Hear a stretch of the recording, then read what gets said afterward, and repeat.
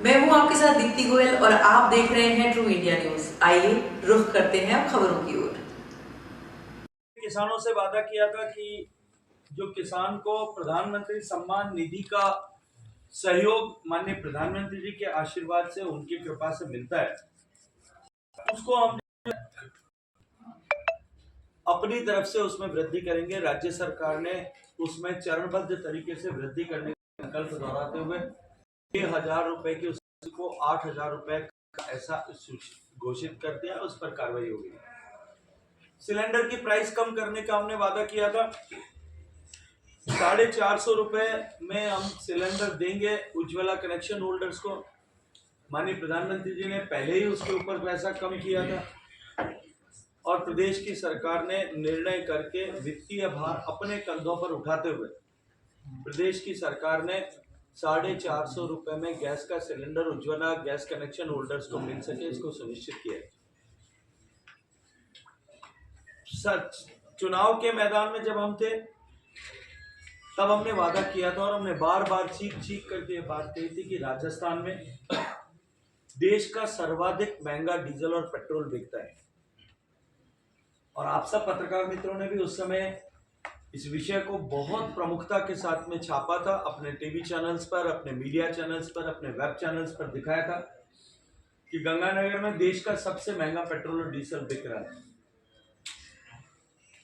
कल सायंकाल माननीय मुख्यमंत्री भजनलाल जी की अध्यक्षता में हुई कैबिनेट की बैठक में राजस्थान सरकार ने 2% वैट डीजल और पेट्रोल पर कम करने की घोषणा ऐसी की है और वो आज सुबह 6 बजे से प्रभावी भी हो गई। ये 2 रुपए का 2% कम करने से लगभग 1.5 से 1.5 रुपए के आसपास, 1 रुपए 60 पैसे के आसपास सब जगहों पर डीजल और पेट्रोल की कीमत में कमी आएगी। लेकिन एक विषय हमारे सीमावर्ती क्षेत्रों का था। जो सीमा हमारी पंजाब के साथ में लगती है, गंगानगर में जहां देश का सर्वाधिक महंगा पेट्रोल और डीजल बिकता था, ऐसा कहते थे।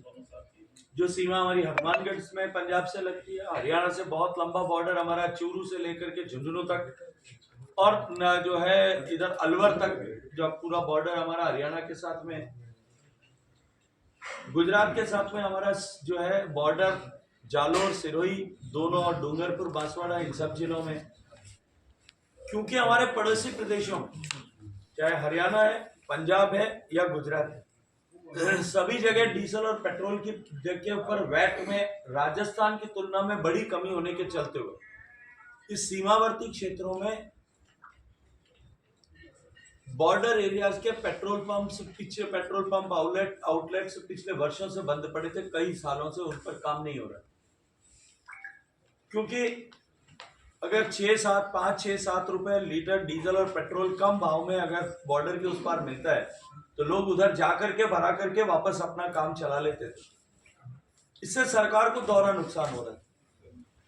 एक तरफ राजस्थान के लोगों को पैसा खर्च करना पड़ रहा था, दूसरे प्रदेश में जाना पड़ रहा था, और टैक्स रेवेन्यू कलेक्शन भी दूसरे प्रदेश में हो रहा था।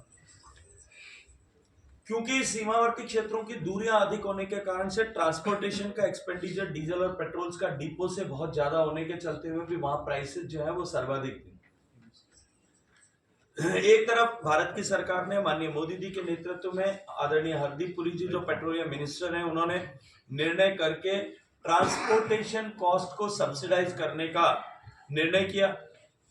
वहीं दूसरी तरफ जो नॉशनल लॉस होता है डीजल और पेट्रोल में, अगर हम वैट कम करते हैं और तुलनात्मक रूप से दूसरे प्रदेशों के का कम करते हैं, तो उसको पूरा करने के लिए क्रॉस सब्सिडी देने का निर्णय हुआ। और उसके चलते हुए सीमावर्ती क्षेत्रों के जो पेट्रोल पंप्स में जहां जिस तरह के टैक्स पैरिटी जो है इम्पैरिटी थी, फर्क था दो प्रदेशों के बीच में, उसको ब्रिज आउट करने के लिए 4 रुपए से लेकर के 5 रुपए 40 पैसे तक का पेट्रोल और डीजल में क्रॉस सब्सिडाइज करके और कीमत कम करने की घोषणा हुई है, जो भी आज सुबह 6 बजे से प्रभावी होगी। और मैं ये मानता हूं कि इसके चलते हुए एक तरफ राजस्थान सरकार का रेवेन्यू भी बढ़ेगा और दूसरी तरफ सीमावर्ती क्षेत्र में जो पेट्रोल पंप्स हजारों की संख्या में बंद हो गए थे, उन लोगों का रोजगार वापस लौटेगा। उन पेट्रोल पंप पर आश्रित लोगों के घर में वापस ठीक से चूल्हा जल सकेगा। और दूसरी तरफ राजस्थान में जो है डीजल और पेट्रोल की कालाबाजारी का एक माफिया काम कर रहा है, इस माफिया पर भी हम उसके चलते हुए अंकुश लगाने में कामयाब होंगे। इसी के अनुक्रम में कर्मचारियों को राहत प्रदान करने के लिए केंद्र सरकार ने माननीय मोदी जी के नेतृत्व में उनके डीए में 4% की बढ़ोतरी पिछले दिनों कैबिनेट में डिसीजन करके की थी। मैं अभिनंदन करना चाहता हूं राजस्थान प्रदेश के 12,40,000 सरकारी कर्मचारियों की ओर से कि उसी पदानुक्रम में राजस्थान की सरकार ने भी 4% डीए को बढ़ा करके प्रदेश के कर्मचारियों को एक बहुत बड़ी राहत प्रदान की है। ये जो बढ़ी हुई उनको डीए की राशि है, ये 1 जनवरी 2024 से प्रभावी होगी। मार्च का जो करंट मंथ है, इसकी सैलरी में साथ जुड़ करके आएगा और जो सैलरीज पहले मिल चुकी हैं दोनों, वो उनके ईपीएफ और ग्रेच्युटी के अकाउंट्स में सरकार जमा करा देगी ताकि कर्मचारियों को उसका लाभ मिल सके। इसी के क्रम में एक बहुत बड़ा निर्णय राजस्थान की सरकार ने किया। हम सब जानते हैं कि राजस्थान जो एक समय में इलेक्ट्रिसिटी सरप्लस स्टेट था, हमारे पास हमारी मांग से ज्यादा आपूर्ति बिजली की का जो है उत्पादन करने की क्षमता थी, लेकिन दुर्भाग्य से पिछली सरकार ने जिस तरह से काम किया, स्ट्रक्चर्स को रीऑगमेंट किए बिना आनंद फानंद में कृषि कनेक्शन दिए और उनके चलते हुए गुणवत्ता पूर्वक बिजली मिलना भी मुश्किल हुआ। मैं कल दिन भर लोहावट क्षेत्र में प्रवास कर रहा था। एक समय था जब ये कहा जाता था कि राजस्थान में अगर सबसे बेहतर कहीं बिजली तंत्र है तो वो लोहावट में है, लेकिन अभी वहां के किसान भी त्राही कर रहे हैं कि वहां बिजली नहीं मिल पा रही, गुणवत्तापूर्ण बिजली नहीं मिलती, प्रॉपर वोल्टेज नहीं मिलते, मोटर्स जल जाती है।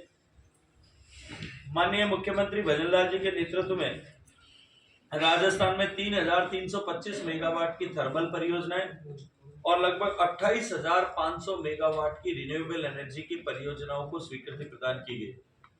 इससे जहां एक तरफ राजस्थान में 2 लाख करोड़ रुपए का निवेश आगामी वर्षों में होगा और उसके साथ साथ में राजस्थान में जो एमओयूज किए गए उनके कारण से जो बिजली उत्पादन होगा उससे राजस्थान एक बार फिर एनर्जी सरप्लस स्टेट हो जाएगा। हम अपने यहाँ जो अनुकूलता हमारे यहाँ सूरज की रोशनी के चलते हुए है, जमीन की उपलब्धता के चलते हुए, उस अनुकूलता के आधार पर हम बिजली का उत्पादन करके राजस्थान की रेवेन्यूज को बढ़ा पाएंगे। एक निर्णय कल माननीय surface transport and highways minister आदरणीय गडकरी जी ने लगभग 1,000 करोड़ रुपए की 31 सीआरएफ सड़कों को स्वीकृति प्रदान करके जो हमारी स्टेट रोड्स हैं उनको अपग्रेड करने का भी निर्णय किया है।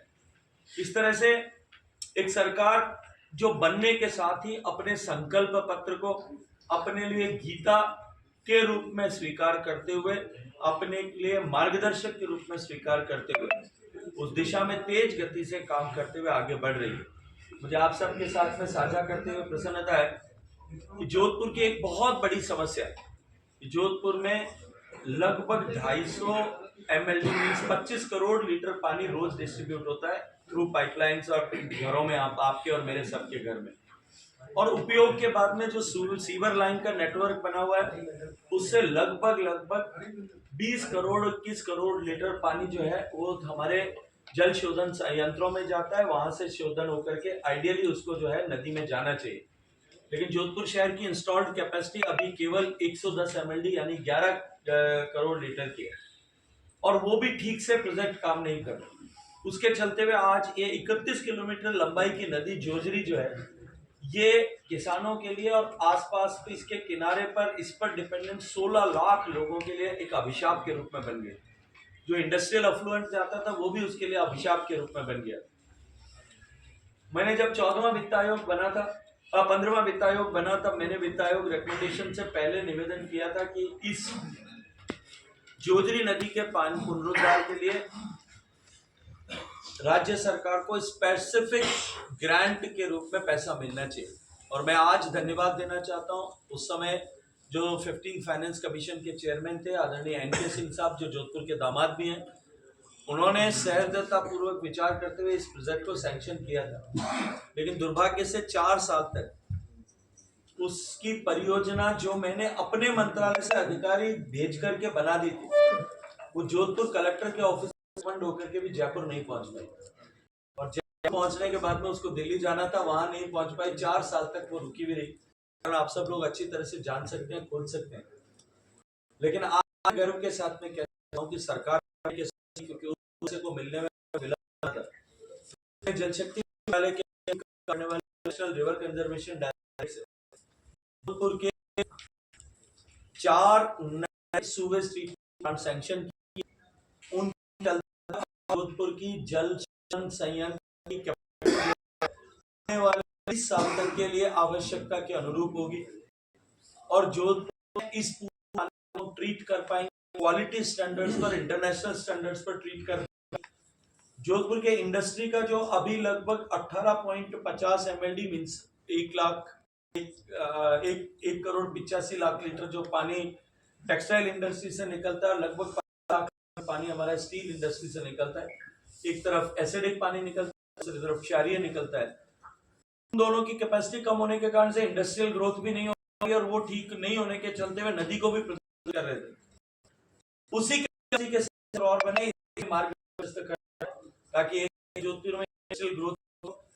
ये ट्रीटेड इस पानी को जिस तरह अहमदाबाद हमने तकनीकी एमओयू के साथ करके ये पानी उपयोग में खेती के इस दृष्टिकोण से प्रारंभ है। आने वाले समय में ये जोजरी का पानी है, ये किसानों को सिंचाई के लिए शुद्ध पानी के रूप में उपयोग हो सके, उसका मार्ग आज हमने प्रशस्त किया है।